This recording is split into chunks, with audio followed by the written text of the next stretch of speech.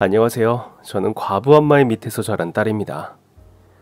어릴 때 엄마에 대한 제 기억은 늘 생선가게에서 장사를 하시던 모습이었어요. 엄만 젊은 시절에 아버지를 잃고 홀로 저를 키우셨습니다. 생선가게에서 일하시던 엄마의 몸에선 늘 생선 비린내가 나곤 했죠. 사춘기 땐 그런 엄마가 싫어서 못된 소리도 많이 했습니다. 엄마, 그 냄새 좀 어떻게 할 수 없어? 아유, 또 난리 치고 있네. 그럼 생선 장수가 생선 냄새가 나지 꽃향기가 날까? 어젠 친구랑 논다고 밤늦게까지 집에 들어오지도 않더니 이제 엄마가 돈 벌면서 생선 냄새 조금 나는 걸로 그 난리야? 아이고, 언제 철들래? 어? 친구들이 엄마가 생선 장수라고 놀린단 말이야. 생선 장수 보고 생선 장수라는데 틀린 말도 아니잖아. 왜? 대체 왜 그렇게 화가 나는데? 진짜 쪽팔린다고. 아니, 뭐가 어째? 그날 전 엉엉 울며 집을 나갔습니다. 갈 때라곤 근처 PC방이 전부였지만요. 밤새 PC방에 있다가 엄마가 생선가게에 나가는 이른 새벽에 집으로 갔는데 엄마가 어쩐 일인지 가만히 거실에 앉아있더라고요. 왜 생선 팔러 안 가고? 네 아빠 먼저 보내고 내가 할 줄 아는 게 없어서 남들이 잘 안 하는 걸 해야 그래도 먹고 살겠다 싶었어. 뭐 팔 건 많았지. 과일도 팔 수 있고 야채도 팔 수 있고. 근데 그건 너도 나도 누구나가 하니까. 그래서 시장에 물어봤더니 생선 가게가 곧 빠진다고 자리가 날 거라고 하잖아. 어떡하겠냐.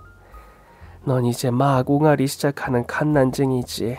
같이 키울 남편은 없지. 에휴, 어쨌든 미안해. 다 엄마 죄다. 내가 죄값을 받고 사는 거야. 아빠 죽은 게 왜 엄마 탓이야. 사람 생명은 그냥 운명인 거야. 엄마가 팔자가 사나워서 그래. 에휴. 알았어. 집 안 나갈 테니까 그런 소리 다신 하지 마. 그곳에서 엄만 못할 것 없는 최강의 생선 장수였어요.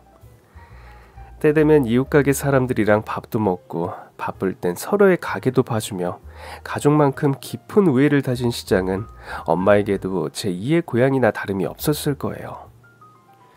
저야 뭐 기억이 있는 순간부터 시장에 있었고 엄마의 등에 엎여 있거나 가게 안에서 사탕을 먹고 있었으니까 저에게도 시장은 고향과 같은 곳이었죠. 그런 엄마에게 생선 냄새가 난다고 고함을 치는 건 생선장수를 그만두라는 얘기잖아요. 그건 엄마가 또 한 번 소중한 것을 잃는 일이 된다는 걸 그땐 잘 몰랐습니다. 엄마에게 늘 짜증을 부리던 사춘기를 지나 고등학생이 됐을 때 잠든 엄마의 얼굴을 본 적이 있어요. 늘 생선 냄새가 나는 엄마의 얼굴에 잔주름이 생기기 시작했더라고요. 그즈음부터 전 엄마에게서 나는 생선 냄새보다 엄마의 얼굴에 새겨지기 시작한 주름이 신경 쓰이기 시작했습니다. 비로소 못된 사춘기가 끝난 거였죠. 그래서 고등학교 때부터 열심히 공부하기 시작했어요. 제가 엄마에게 줄 수 있는 가장 큰 기쁨은 공부밖에 없었거든요. 제가 공부를 시작하자 엄마에게도 변화가 시작됐습니다. 엄마, 학교 끝나고 가게로 갈게. 네가 못 알아. 엄마, 요즘 어깨 아프다며. 내가 마무리 도와주려고. 아유, 됐어. 공부하는 사람이 뭐하러 시장에 와. 그냥 공부를 더 하든지 공부 끝났으면 집에 가서 자든지 쉬든지 먹든지 하고 있어. 참 별일이다 싶었습니다. 중학생 때까지 저와 엄마의 대화는 보통 이랬거든요. 아유, 학교 끝나고 와서 엄마 일 좀 도와. 엄마 요즘 허리가 너무 아파. 그러니까 손님 없을 땐 앉아있으라니까. 몰라. 나 친구들이랑 햄버거 먹으러 가기로 했단 말이야. 아유, 저 어느 배에서 나온 녀석일까 저게. 아유, 진짜. 안 간다고. 나 죽어도 안 갈 거야. 그렇게 싸움으로 번지던 대화만 했었는데 엄만 제가 공부하는 게 그렇게 좋은지 언젠가부터 집에 비싸서 자주 사지 않던 과일을 떨어지지 않게 사두질 않나. 학교 끝나고 와서 먹으라며 제가 좋아하는 도넛을 사두기도 했습니다. 처음엔 그냥 열심히 하자는 정도였는데 공부를 하니까 성적이 잘 나오기 시작하더라고요. 중상위권까지 들었을 때도 충분히 만족했는데 성적은 점점 상위권으로 고3 때는 최상위권까지 오르기 시작했습니다. 그즈음 시험을 보고 일찍 끝난 날 오랜만에 엄마를 보러 시장에 갔더니 시장 사람들이 다 저를 전교 1등이라고 부르더라고요. 근데 제가 전교 1등인 건 어떻게 아셨어요? 뭘 어떻게 알아? 네 엄마가 온 동네방네 안 떠들고 다니는 데가 없다. 요즘 네 엄마 어디 아픈 줄도 모른다더라. 말해 뭐해. 너 중학교 다닐 때 네 엄마가 오죽 마음고생이 심했냐? 에헤이 됐어. 애가 맘 잡고 전교 1등을 한다는데 지난 소리를 못하러 해. 알았어. 자, 그나저나 너 의대 간다고 했다며? 네. 엄마 때문에 정말 환장할 지경이었어요. 의대에 합격할지 안 할지도 모르는 마당에 소문을 다 내고 다녔더니 엄마에게 이제 그만 말하고 다니라고 할 생각으로 엄마의 생선가게 근처에 도착했을 때 손님을 응대하고 있는 엄마의 목소리가 들렸습니다. 우리 가게 고등어가 말이죠. 전교 1등도 만들어. 우리 가게 고등어는 특별하단 거지. 사고뭉치 우리 딸 고등어 먹고 고등학교 학교 가더니 지금 전교 1등. 어머 정말요?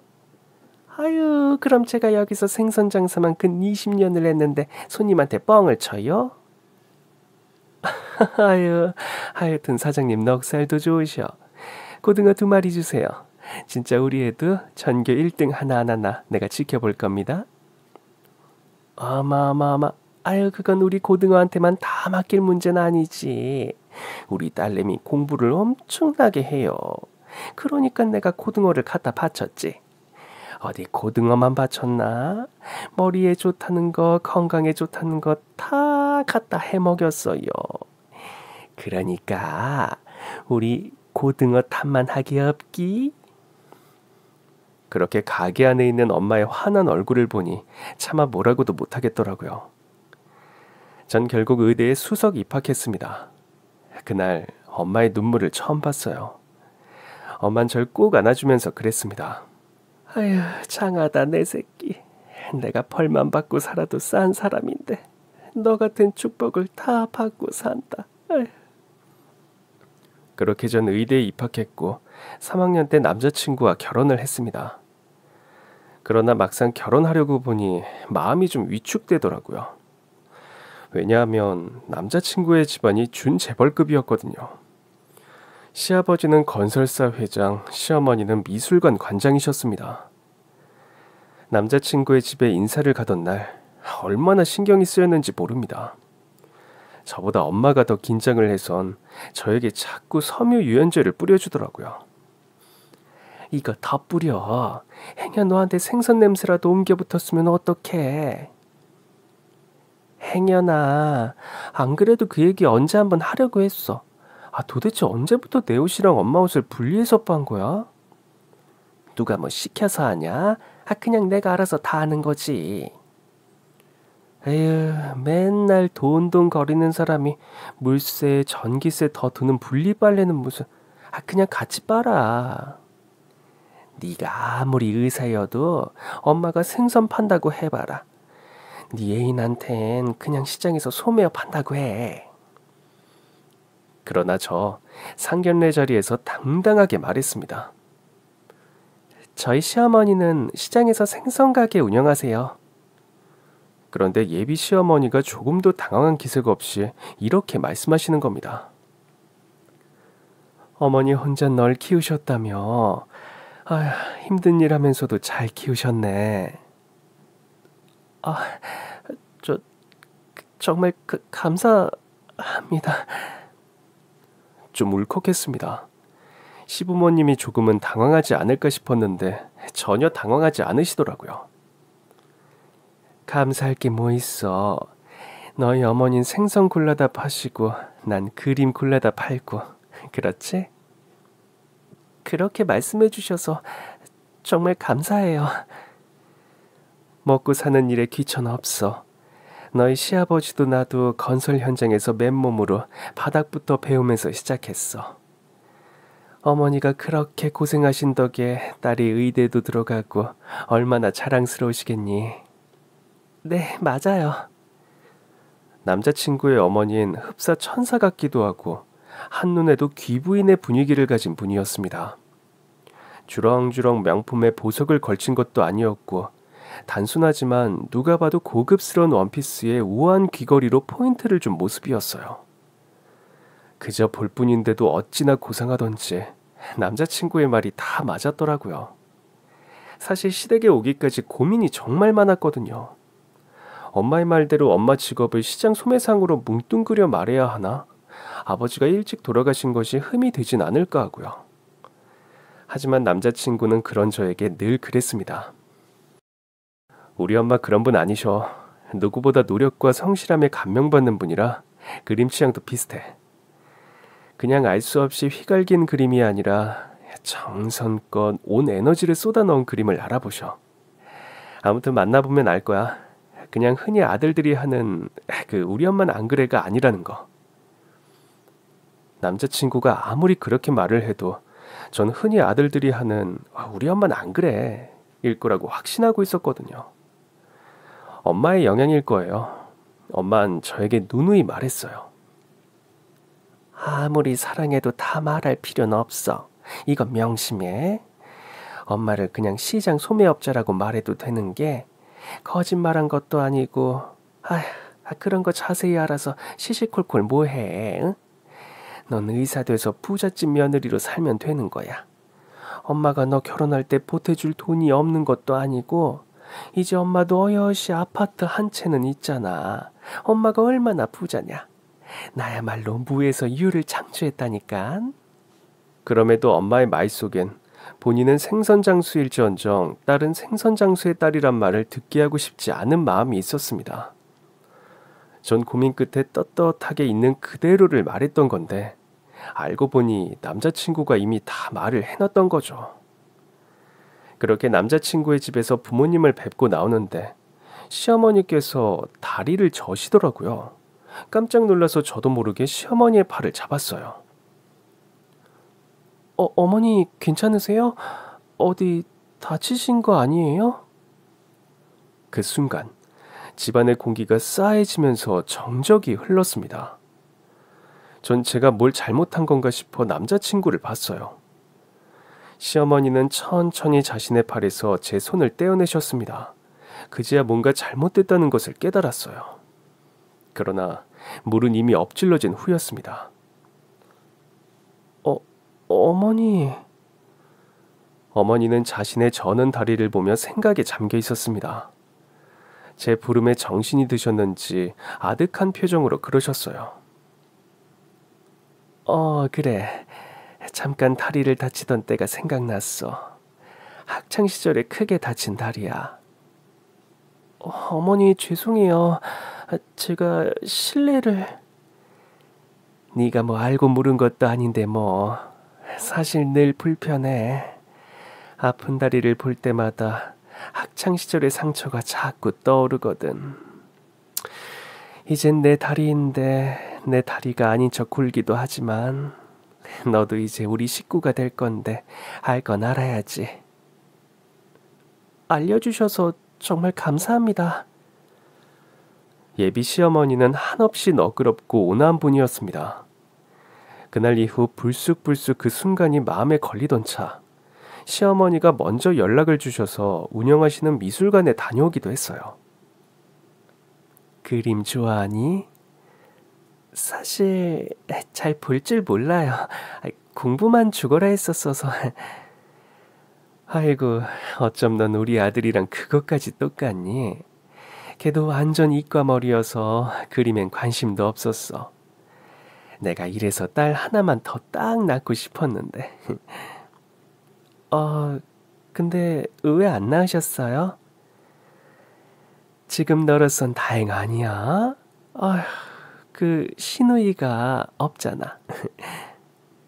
아, 참, 어머님도 농담이고. 아휴, 내가 다리가 이래서 아이 둘까진 케어를 못 하겠더라고.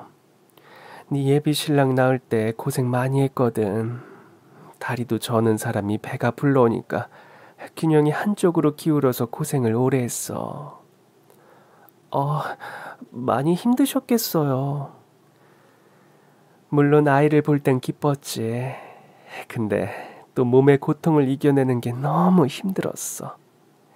그래도 하나 더 있으면 서로 의지하며 살지 않을까 싶어 고민도 많았지. 근데 너무 욕심부리지 말자 싶더라고. 내 몸이 더 망가져서 아이 하나도 제대로 못 키우는 것보단 낫겠다 싶었어. 그럼요, 어머니. 잘하셨어요. 참, 너희는 자녀 계획이 어떻게 되니? 저희는 사실 아직 의대 3학년이라 둘 다 너무 바쁘잖아요. 일단 전문의까지는 따고 갖자 생각하고 있어요. 저희 둘 다 아들, 딸 하나씩 낳고 싶어요. 아유, 너무 좋네. 넌 몸이 건강하니까 충분히 가능할 거야. 내가 못 이룬 소원을 네가 꼭 이루어 주렴. 예비 시어머니와 만나고 오는 날이면 늘 기분이 좋았습니다. 시어머니랑도 이렇게 즐겁게 지낼 수 있구나 싶을 정도로요. 얘기를 들은 엄마는 화들짝 놀랐어요. 엄마가 생선 파는 걸 얘기했다고? 아휴, 앞에서야 웃겠지. 뒤에선... 아휴. 엄만 본인의 직업으로 인해 제가 책잡히기라도 할까봐 노심초사하고 있었습니다. 이미 말한 건 엎질러진 물이니 어쩔 수 없고, 그래도 지키지도 못할 약속 같은 건 애초에 하질 말어. 특히 시자 들어가는 사람들하고 너무 가까워도 피곤해. 결혼해서도 꼭 너희 둘이 나가 산다고 하고, 거기가 이 강남구 삼성동에 있는 어마무시한 저택이라며. 혹시 들어와 살라고 하시진 않지? 그런 말씀은 전혀 없었는데, 그걸 원하시려나? 행여 시부모가 합가를 원한다고 해도 그건 절대 하지 마. 적어도 첫 몇 년은 너희 둘이 살면서 부부가 되고 그 다음에 절대 합가한다고 약속하지 마. 애초에 약속을 안 하는 게 약속을 안 지키는 것보다 더 나쁜 거거든. 엄마는 종종 약속에 대한 이야기, 스스로 죄인이라는 이야기를 하곤 하셨습니다. 그때마다 표정이 얼마나 심각하던지 전 그저 시어머니에 대한 이야기를 가볍게 꺼냈을 뿐인데 엄마는 합가 반대를 외치며 심각하게 굴었죠. 드디어 상견례 날이 다가왔습니다. 학교에서 바로 상견례장으로 가느라 엄마를 특별히 챙기지 못했는데 도착했을 때 엄마가 이미 와 있더라고요. 그런데 분위기가 이상했습니다.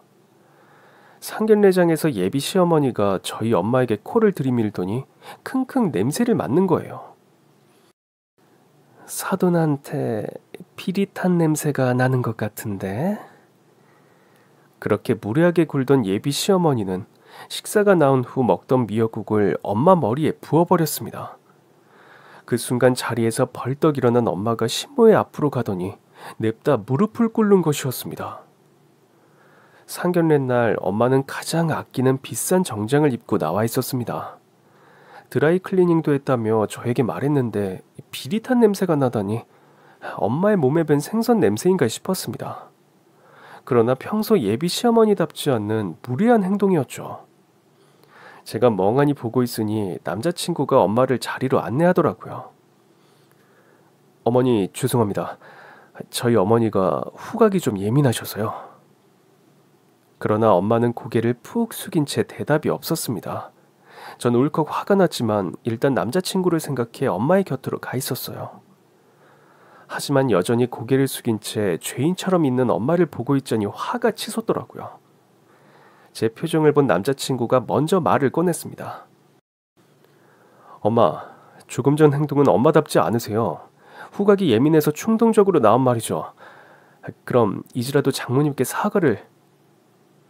사돈, 제 말이 기분 나쁘셨어요? 아유, 아닙니다. 전혀 아닙니다. 엄마는 과하다 싶을 정도로 괜찮다며 손사래까지 치더라고요. 전 황당해서 엄마에게 물었습니다. 엄마, 뭐가 괜찮다는 거야? 이건 어머님이 무리하셨던 게 맞아. 전 바로 시어머니에게 말했습니다. 어머니, 저희 엄마가 생선 장사하시는 거 모르시는 것도 아니었잖아요. 엄만 그만하라는 듯 제 손을 잡았지만 전 그 손을 뿌리쳤습니다. 저희 엄마가 생선 가게 장수라는 게 이제 우스우세요? 그러게 말이다. 말로만 들었을 땐 부모 직업이 뭐 어떠냐 싶었는데 실제로 보니 냄새가 아주 역하구나. 진짜 엄마! 남자친구가 말려보려 했지만 소용이 없었습니다. 어때요, 사돈? 제 말이 뭐 그렇게 틀렸습니까? 아유, 아닙니다. 다 지당하신 말씀이에요. 사돈 말씀이 다 옳으세요. 그러나 엄만 또다시 절절 매는 자세로 시어머니의 얼굴도 마주보지 못한 채 그렇게 말하더라고요. 전 속이 터질 지경이었습니다. 시부모님이 예약한 고급 한정식당이었습니다. 곧 식사가 나오기 시작해 우리의 갈등은 잠시 중단되었습니다. 식사를 두고 직원들이 모두 나가자 시어머니는 갑자기 자리에서 벌떡 일어나더니 미역국 대접을 들고 가 엄마의 머리 위에 그대로 쏟아부었습니다. 전 눈앞에서 보고도 현실인 게 믿기지 않아 멍해지고 말았습니다. 정신을 차렸을 때 엄마는 시어머니 무릎을 꿇고 있었어요. 내가 미안해. 내가 정말 잘못했다. 그러면서 시어머니의 바짓가랑이를 붙잡는 겁니다. 전 기가 차서 엄마에게 달려갔습니다. 엄마의 머리 위로 미역줄기며 국에 있던 소고기 덩어리가 엉겨 있었습니다. 어머니, 지금 뭐 하시는 거예요? 본 그대로야. 미역국 좀 뿌렸어. 왜? 누가 그걸 몰라요? 그걸 왜 뿌리는 거냐고 묻는 거잖아요. 순식간에 상견례장의 분위기는 험악해졌습니다. 하지만 그때 전 물러설 수 없었어요. 고생하며 날 먹여 살린 엄마가 예비 시어머니 앞에서 수치를 당하고 있었습니다. 도저히 이해가 가지 않는 건 시어머니의 행동이었습니다. 사돈, 제가 말할까요? 아니면 본인 입으로 직접 말씀하실래요? 그러나 엄마의 시선은 조금 전 자신에게로 미역국을 든 채 절뚝절뚝 걸어오시던 시모의 다리를 향해 있었습니다. 다리를 못 고친 거야? 난 고쳤을 줄 알았어. 너희 집은 부자니까. 그러면서 시어머니에게 돌연 반말을 하는 엄마였습니다. 시어머니는 그런 엄마의 눈빛을 외면한 채 다른 곳을 보며 분을 사귀는 듯 했습니다. 도저히 이 상황이 이해가 가지 않아 엄마에게 물었습니다. 엄마, 왜 이래? 갑자기 반말은 또 뭐고? 아니, 화를 내야지 왜 걱정을 해? 잠깐만, 엄마가 왜 이분을 걱정해? 그 순간은 시어머니 소리도 하기 싫더라고요. 맘 같아선 이 여자라고 하고 싶은 걸 꾹 참은 표현이었어요. 이 정도 됐으면 어차피 이 결혼은 틀린 거나 다름이 없었습니다. 어차피 막장인데 아주 피장파장으로 나가볼까도 했지만 그럼에도 내가 사랑한 남자가 보고 있는데 막장으로 마무리할 수는 없었어요. 엄만 여전히 미역이 덕지덕지 붙은 얼굴을 두 손으로 가리더니 서럽게 울기 시작했습니다. 내가 미안해. 내가 정말 미안해. 예비 시어머니는 그제야 매서운 눈으로 엄마를 노려보았습니다. 결국 나더러 말하라는 거네. 너 잘 들어. 아들, 너도 잘 듣고. 지금부터 이 결혼이 왜 안 되는지 설명해 줄 테니까. 전 엄마를 일으키려 했지만 엄만 꿇은 무릎을 절대 풀지 않았어요. 전 속상한 마음에 시어머니를 째려보았습니다. 시어머니의 이야기인 오래전 자신의 학창시절로 향했습니다. 고등학교 때 난 반에서 따돌림 당하는 아이였어. 그 말이 끝나기가 무섭게 엄만 더더욱 큰 소리로 울기 시작했습니다. 말이 따돌림이지. 날 데려가 때리는 것은 기본. 돈도 빼앗아가는 무리 애들이 있었지. 그 애들은 꼭 부모님이 볼 수 없는 곳만 골라서 때리더라. 내가 그렇게 얻어맞고 돈까지 뺏긴다는 걸 반 애들 모두 알고 있었어. 하지만 누구도 날 도와주진 않았지. 난 쉬는 시간이며 점심시간 할 것 없이 툭하면 그 애들에게 풀려다녔어. 등하굣길은 기사 아저씨가 날 데리러 왔다 갔다 했기 때문에 그 애들이 날 괴롭힐 수 있는 시간은 내가 학교에 있는 시간뿐이었거든. 시어머니는 늘 혼자였다고 했습니다. 밥을 먹을 때도 등하굣길에도 그렇게 좋은 차를 타고 다니는데도 태워달라는 친구 하나가 없었을 만큼요. 종종 어중간한 애들이 나한테 묻는 일도 있었어. 넌 부잣집애인데 왜 그렇게 탕하고 다니느냐고.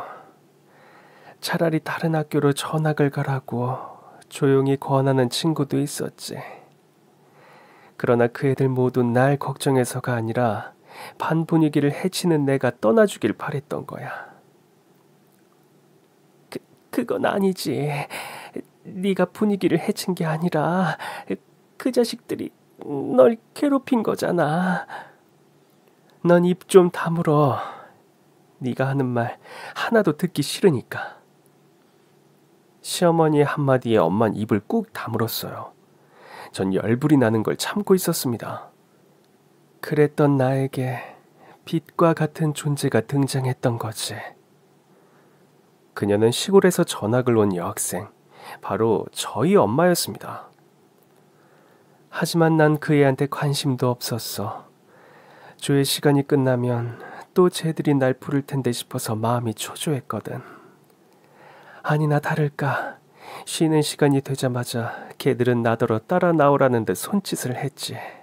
그들이 주로 학생이었던 시어머니를 괴롭히는 장소는 학교 안 외진 곳에 있는 쓰레기 분리수거장이었습니다. 야, 오늘은 시간 없으니까 빨리 돈이나 내놔. 그러면서 손바닥으로는 시어머니의 머리를 세게 치곤 했습니다. 시어머니가 순순히 평소처럼 있는 돈을 꺼내주려던 그때였습니다. 야, 니들 지금 뭐 하는 거야? 엄마가 바로 그 시골에서 전학 온 학생이었습니다. 홀로 복도를 다니며 교정을 구경하던 엄마가 시어머니가 어떤 무리에게 끌려가는 듯한 장면을 본 것이죠. 엄마는 그 무리를 향해 시골에서 자란 깡따구로 덤벼들었고 결국 시어머니를 괴롭히던 애들이 도망가는 것으로 상황이 일단락됐다고 합니다. 그 일로 우린 아주 친해졌어. 맘붙일 곳이 없던 두 사람이 만나서 친구가 된 거지. 난 정말 진심이었어. 널 구해주고 싶었어. 네가 그런 말 할 자격이 돼? 전 이해가 가지 않았어요. 엄마가 시어머니를 구해줬다는 건데 지금은 왜 이렇게 죄인처럼 굴고 있는 걸까? 그러나 두 사람 사이에 제가 낄 틈은 없었습니다. 내가 네 어머니를 너무 믿은 게 탈이었지. 네? 엄마의 얼굴은 뒤덮은 미역줄기가 말라가고 있었음에도 시어머니는 끝까지 엄마에게 일어나란 말을 하지 않더라고요. 우린 그 후로도 아주 딱 붙어 다녔다. 덕분에 반에서 괴롭히던 애들에게선 조금 벗어날 순 있었어. 처음에 비로소 내 먹구름 가득한 날에도 해가 뜬다고 생각했어. 부모님에게 알리고 싶지 않았거든. 엄마 왜요? 그런 일이 있었다니 전 꿈에도 몰랐어요. 그래도 남자친구에겐 엄마다 보니 그는 엄마의 과거 이야기에 마음이 아픈 듯 보였습니다. 우리 부모님은 내가 나약하게 구는 것을 정말 싫어하셨어. 여자애도 기업을 이어갈 수 있다고, 더 단단해지고 더 똑똑해지라며 오빠랑 달리 일반 고등학교에 진학시키셨어. 내가 미술에 관심이 있다는 걸 아시면서도 특별한 길이 아닌 평범한 길 위에서 두각을 드러내보라고 날 떠미셨지. 그런데 난 아주 조용하고 그림 그리기만 좋아하던 애였거든. 그런 내가 기사가 태워다주는 차를 타고 학교에 오가는 게 못된 애들의 심기를 건드렸던 거야. 그 애들은 내가 그렇게까지 부자라는 걸 몰랐을 거야. 정확하겐 학군이 갔다 보니 잘 사는 애들이 꽤 됐어. 자기들 스스로 잘났다고 하는 애들 사이에서 난 일종의 찐따라고 불렸던 것 같아. 학교 안에서 걷고 있으면 어디선가 자꾸 그런 소리가 들렸거든. 야, 찐따, 이런 식으로. 아니, 무슨 그런 미친 자식들이 다 있어요? 시몬은 엄마를 다시 한번 째려봤습니다. 그때도 네 예비 장모가 날 구해줬어. 엄만 고개를 들고 애절한 눈빛으로 시어머니를 봤습니다. 아무도 날 구해주지 않던 그 허허 벌판 같은 학교 안에서 나에게 찐따라고 하는 애들의 뒷덜미를 잡아 끌고 오던 애였지. 야, 너 다시는 얻어맞고 다니지 마. 돈도 많은 애가 못하러 그런 취급을 받고 다녀. 여기 애들 다 돈 많거든. 너만 없는 거야. 내가 뭐 돈이 없지 깡이 없냐? 너보다 낫거든. 아무튼 고마워. 도와줘서. 친구끼리 고마워는 무슨. 뭐? 친구? 그럼 친구지. 친구가 별거냐? 서로의 아픔을 알고 보듬어주면 그게 친구인 거야. 에휴, 부잣집 공주님이라면서 아는 게 이렇게 없어서야.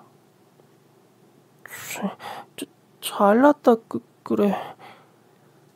나보다 네가 더 잘났어. 뭐? 그러니까 어깨 딱 펴고 기 펴고 살라고. 그렇게 두 사람은 친구가 되었다고 했습니다. 정말이야. 나 다 진심이었어.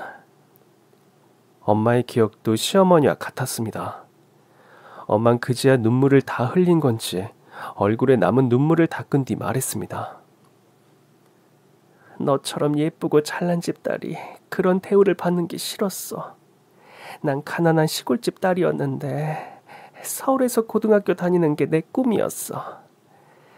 마침 친척 중에 강남에 사는 분이 한 분 있다고 해서 주소를 옮겨놨더니 그 학교가 배정이 된 거야. 그러나 처음엔 부모님의 반대로 결국 집 근처의 고등학교를 다녔어. 그러다 내가 열심히 공부도 하고 성적도 오르니까 부모님이 먼저 제안하시더라고.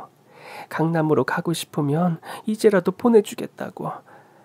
대신 공부 열심히 해. 뭐라도 되라고 하셨지. 엄만 시어머니의 호위무사처럼 행동했다고 했습니다. 학교 안에선 주변을 살피며 시어머니가 가는 걸음을 살폈고 등교 하굣길에도 시어머니가 차에 오를 때까지 함께 해주었습니다. 그런데 왜 그랬니? 내가 차로 데려다 준다고 하면 한사코 거절했잖아. 넌 결국 내가 싫었던 거야. 그렇지?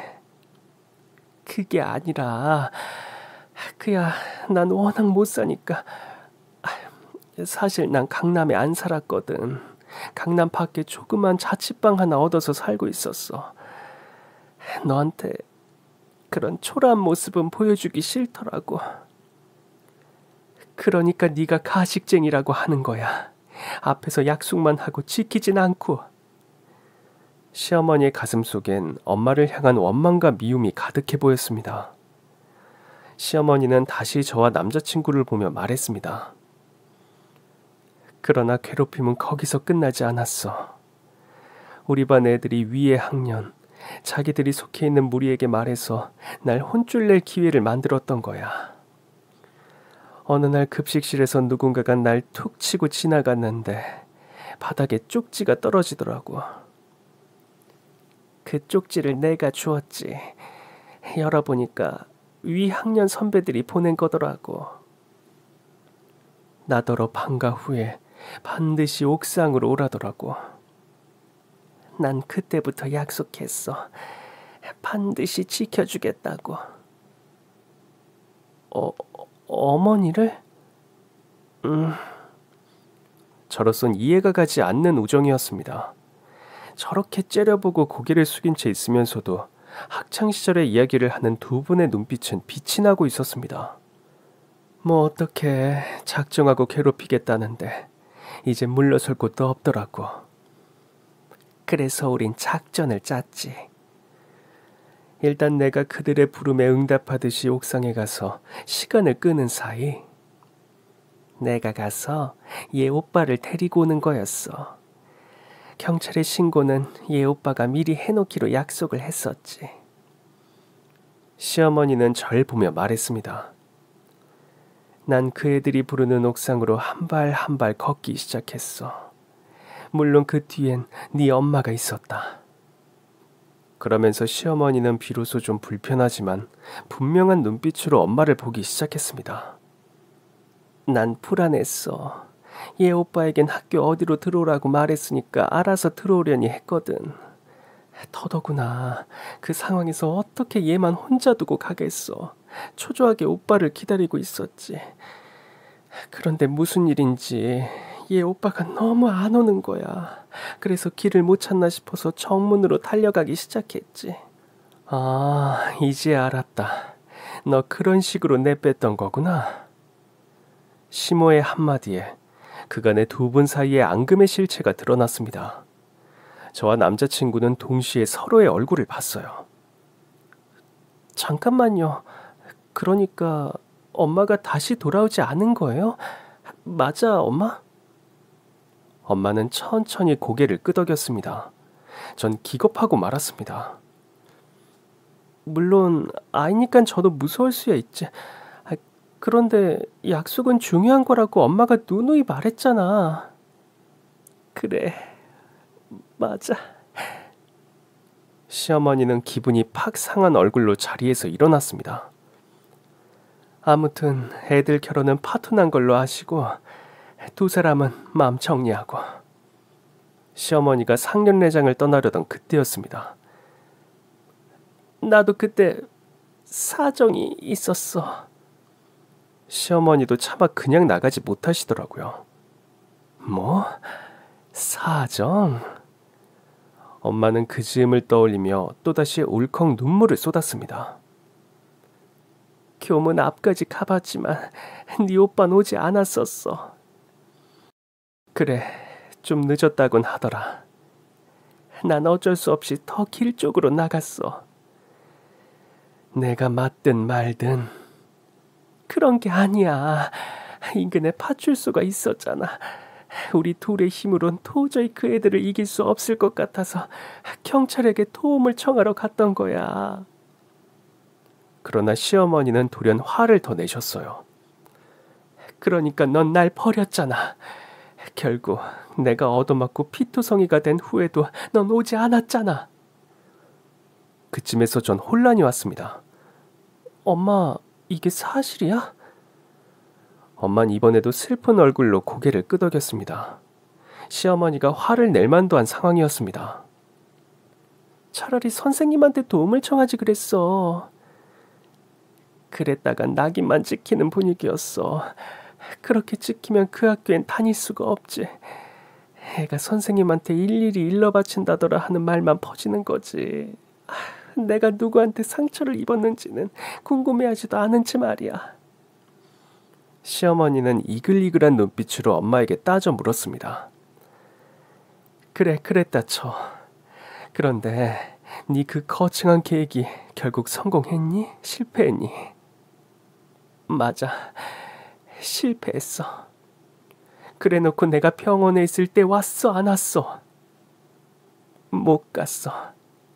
난 네가 이러는 게 정말 싫은 거야. 못 가다니 안 온 거겠지. 넌 도망쳤잖아. 그런 게 아니라 나중에 우연히 알게 됐어. 네가 학교로 돌아왔다는 걸. 내가 전학 가기만을 기다렸던 거니? 그동안은 대체 뭘 하고 숨어 있었니? 그날 난 피투성이가 될 때까지 맞다가 오빠가 불러온 경찰에 의해 구조됐어. 그 애들 모두 잡혀갔고 난 결국 전학을 갔지. 난 오빠를 찾으러 갔다 네 말도 못 믿겠어. 오빤 스스로 왔다고 했거든. 시간에 맞춰 오려고 했는데 차가 막혀서 올 수 없었다고.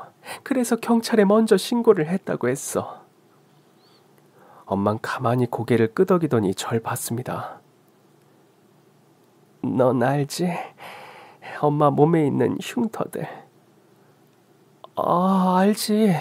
엄마 고등학교 때 교통사... 그 순간 전 깜짝 놀랐습니다. 엄마의 몸에 여기저기 흉터가 있었어요. 어릴 때 엄마와 함께 목욕탕에 가서 그 흉터를 본 뒤 물어본 기억이 있었습니다. 그런데 분명 엄마의 대답이 그랬습니다. 아, 이거 엄마가 고등학교 때 교통사고 나서 다쳤었어. 아휴, 그때 생각하면 지금도 마음이 무거워. 엄만 죄가 많은 사람이야. 그래서 아빠를 일찍 보내는 벌을 받았나 봐. 어린 마음에 엄마의 말을 온전히 이해하지 못했습니다. 그러나 자라면서도 엄마에게서 입버릇처럼 스스로 죄인이란 말을 들어왔던 저였습니다. 설마 엄마... 맞아, 그날이었어. 얘 오빠를 찾으러 밖으로 나갔는데 저 멀리 있는 것도 같은 거야. 하필 횡단보도 건너편이었지. 얼른 데려올 생각으로 초록불 신호가 다 되어 가는데도 무작정 뛰기 시작했어. 설마 차들이 와서 치기야 할까 싶었거든. 전 그제야 모든 것이 기억나고 말았습니다. 그때 엄마가 차에 연달아 3번을 치였다고 했잖아. 맞아? 맞아. 급하게 달려오던 차에 가볍게 1번. 근데 그게 옆으로 튕겨나가는 바람에 옆 차선에서 막 속도를 붙이려던 차에 부딪혔지. 그때까진 기억이 나. 그런데 그 차에 부딪히면서 몸이 하늘로 붕 뜨는 기분이 들었는데 저 옆 커브길을 돌며 오던 버스에 또 치이고 만 거야. 아휴, 그때부턴 기억이 없어. 엄마의 이야기에 시어머니는 화들짝 놀랐습니다. 그거 뉴스에서도 나왔던 것 같은데. 그랬다더라. 실은 정신을 차린 뒤 한동안 기억이 없었어. 사고를 당하는 순간이 고통스러웠던 건 줄만 알았지. 그리고 나중에 기억이 돌아오고 학교로 돌아갔을 때 넌 전학을 가고 없었어. 시어머니는 두 손으로 입을 가리며 충격에 쌓인 듯 한동안 말을 이어가지 못했습니다. 그렇지만 내가 조심하지 못하고 널 구하지 못한 건 사실이야. 횡단보도 건너편에 있던 사람이 네 오빠가 아니었나 보네. 그렇게 난 절박한 마음에 뛰어든 거였어. 날친 운전기사들에게 좀 미안하지만 그땐 내 단짝 친구가 어떻게 됐을지 모른다는 두려움 때문에 정신이 하나도 없었거든. 시어머니는 멍한 얼굴로 말했습니다. 그런 일이 있었는진 전혀 몰랐어. 난 그날 내가 느낀 공포와 상처에 꽁꽁 쌓인 채 꽤 오랜 시간을 보냈거든. 그래서 엄마가 대학에 늦게 갔구나. 맞아. 한 번도 얘기한 적은 없지만 그때였어. 몸과 마음이 다 망가져선 삶에 의욕이 없었지. 내가 미안해. 정말 미안하다. 엄마는 여전히 시어머니 앞에서 무릎을 꿇고 있었습니다. 시어머니는 엄마의 앞에 함께 무릎을 꿇고 앉았습니다. 나도 미안해. 나도 상황을 몰라 오해가 깊었어. 그땐 난 너무 두렵고 아파서 네가 필요했거든. 나라고 안 그랬을까? 난 한 번씩 네 꿈을 꾸고 그랬다. 네가 부잣집 딸내미답게 당차고 자유롭게 학교 안을 활보하는 꿈. 시어머니의 눈가에 눈물이 고이기 시작했습니다. 널 정말 구해주고 싶었어. 나도 어릴 때 따돌림을 받아봤었거든. 그 외로움, 거기서 오는 슬픔까지 정말 힘들다는 걸 아니까. 시어머니는 눈물을 닦더니 엄마의 손을 잡았습니다. 아니야, 내가 더 미안해. 널 오해하면서 미워하느라 참 오랜 시간을 보냈어. 그렇게 내가 좋았어? 아휴, 넌 아니야? 당연히 좋았지. 시어머니는 엄마의 팔을 주먹으로 가볍게 때리더니 말했습니다.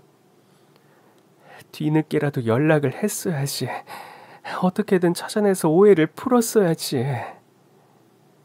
네가 얼마나 다쳤을지 얼마나 힘들었을지 가늠조차 할 수 없었어. 자신이 없었던 거야. 몇 달 후 기억이 돌아왔지만 문득 그런 생각이 들더라고.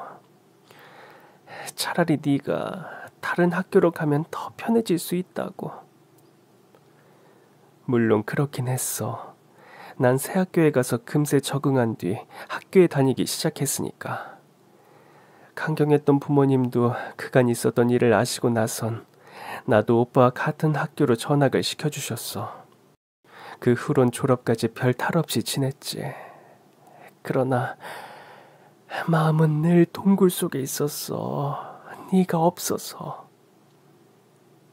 미안해. 그렇지만 나도 네가 없이 잘 산 건 아니야. 내 꼴을 봐라. 젊은 나이에 남편 만나 결혼해서 애 하나 낳자마자 남편은 교통사고로 세상 떠나고 홀로 생선 장사하면서 늘 몸에 비린내 풍기며 생선 팔고 있는 내 인생. 솔직히 말해 내가 생선을 팔든 메주를 팔든 하나도 부끄럽지 않은데, 아니 그렇다고 생각했는데 내 하나밖에 없는 딸에겐 이 냄새 나게 하고 싶지 않더라고. 그러려면 더 열심히 일해서 딸은 다른 세계로 보내야 했어. 그러느라 또 젊은 시절 다 보내고 어떻게 이렇게 다 만나게 되니. 그래도 한 번은 마주치길 바랬는데 그게 우리 애들을 통해서일 줄이야. 엄마도 시어머니의 손에 손을 포개며 말했습니다. 네가 정 원하지 않으면 내가 우리 애는 설득해 볼게. 뭘? 결혼 말하는 거야? 내가 너무 기울잖아. 얘 좀 봐라. 학창시절에 그 패기 넘치던 애는 어디 갔어? 그 패기 넘치던 애도 애 기르다 보니 다 똑같아지더라. 사과는 빠르게, 일은 열심히. 그래서 시키지 말자고. 아휴, 쟤들 봐라. 우리 보라고 손 꼭 잡은 거. 저와 남자친구는 두 분의 이야기를 들으며 서로를 향해 손을 내밀었습니다. 처음엔 상해버린 두 여자의 우정 이야기인 줄 알았지만 들으면 들을수록 깊은 우정을 비로소 되찾는 이야기 같았거든요. 나도 이제 친구이기 전에 딸의 엄마잖아. 내 딸이 나 때문에 네 구박받으며 사는 거 솔직히 싫어. 내가 잘못한 건 잘못한 건데 넌 그걸 알고 있고 피해도 봤으니까. 엄연히 따지면 가해자는 그놈들이야.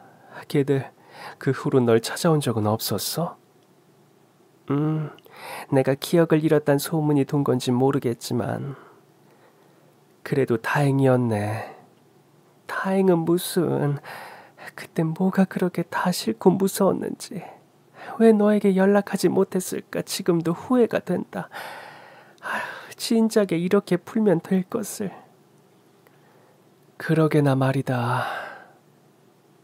그나저나 너 다리 안 저리니? 엄마와 시어머니는 여전히 무릎을 꿇고 있었습니다. 난 아직 괜찮은데. 엄마는 냉큼 다리를 풀고 편하게 앉더니 말했어요. 얘 미안하다. 과거에 미안한 건 미안한 거고 난 아까부터 꿇고 있었잖아. 도저히 더는 못 꿇고 있겠어. 아유, 하여튼 너 진짜 의리 없어. 아유, 그러고 보니 진짜 그렇네. 엄만 시어머니에게 잡고 일어나라는 듯 손을 내밀었습니다. 시어머니는 잠시 그 손을 보더니 결국 그 손을 잡고 자리에서 벌떡 일어나셨어요. 그렇게 서로의 손을 맞잡은 채 서 있는 두 분을 보는데 너무 편안해 보이시더라고요. 두 분이 정말 절친한 친구였구나 느낄 수 있었습니다. 서로의 얼굴을 보던 엄마와 시어머니는 누가 먼저랄 것도 없이 눈물을 터뜨렸어요. 가장 외로운 순간 서로를 보듬어 주었던 우정이 긴 오해를 푼 순간이었습니다. 우리 회포는 차차 풀고 애들 목 빠지겠다. 결혼 날짜부터 잡을까? 아휴, 그럽시다 사돈. 예, 사돈. 평생 깍듯하게 모시고 살겠습니다. 아유, 됐으니까 남은 세월 같이 여행도 가고 그러면서 못 쌓은 우정부터 쌓읍시다, 사돈. 예, 아유, 말만 들어도 좋지요. 생각하면 생각할수록 정말이지 신기한 인연이었습니다. 저와 남자친구도 비로소 다시 서로를 보았습니다. 자칫 큰 파도를 만날 뻔한 우리의 결혼은 그대로 정확히는 더 빠르게 진행되었습니다. 엄마와 시어머니의 속전속결 의기투합 덕분에 저희 결혼식은 양가 이견 없이 빠르게 진행됐어요. 물론 두 분은 만날 때마다 투닥거리셨습니다. 아휴, 왜 이렇게 비싼 데서 결혼을 시키자는 거야? 넌 돈이 썩어나니? 하여튼 넌 여전히 궁상 맞아. 한 번 결혼인데 누구라도 해줄 수 있으면 성대하게 해줘야지. 누가 뭐래도 결혼식은 신부가 주인공이다. 아유, 그래, 마음대로 해라. 네가 돈지랄 한다는데 내가 뭘 할 게 있니? 그럼 여기로 할까? 아유, 그래, 콜. 언제나 그런 식이었죠. 결혼식장에서 어머니들끼리 입장하실 때도 두 분은 손 꼭 잡은 채 입장하셨어요.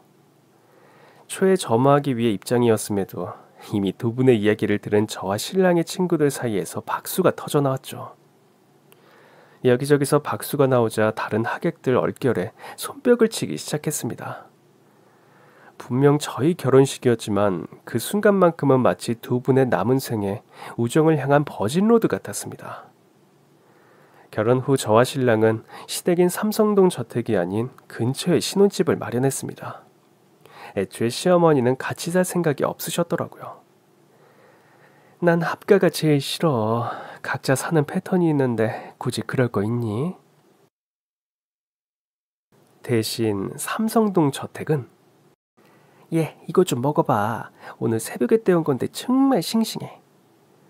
아, 난 생선은 회밖에 안 먹거든. 아이고, 웃기고 있네.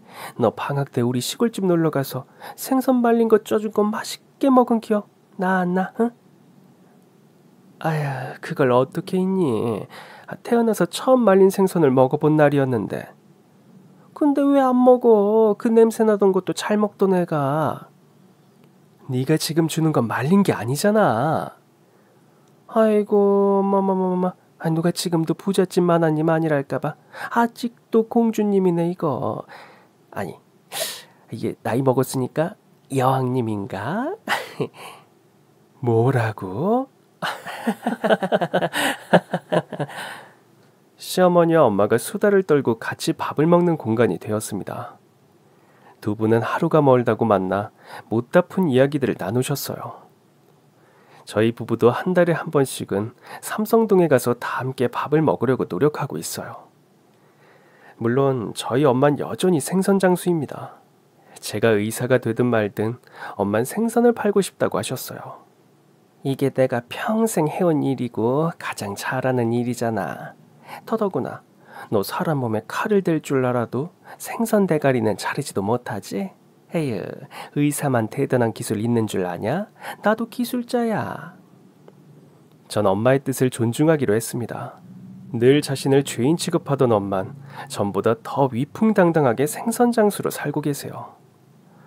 아마도 잃어버렸던 귀한 우정을 찾은 덕이 아닌가 싶습니다. 그래서 저희 부부는 두 분의 우정을 응원하며 그 우정에 기대어 걱정 없는 나날을 보내고 있습니다. 그럼 지금까지 제 긴 사연 들어주셔서 정말 감사합니다. 오늘도 행복한 하루 되세요.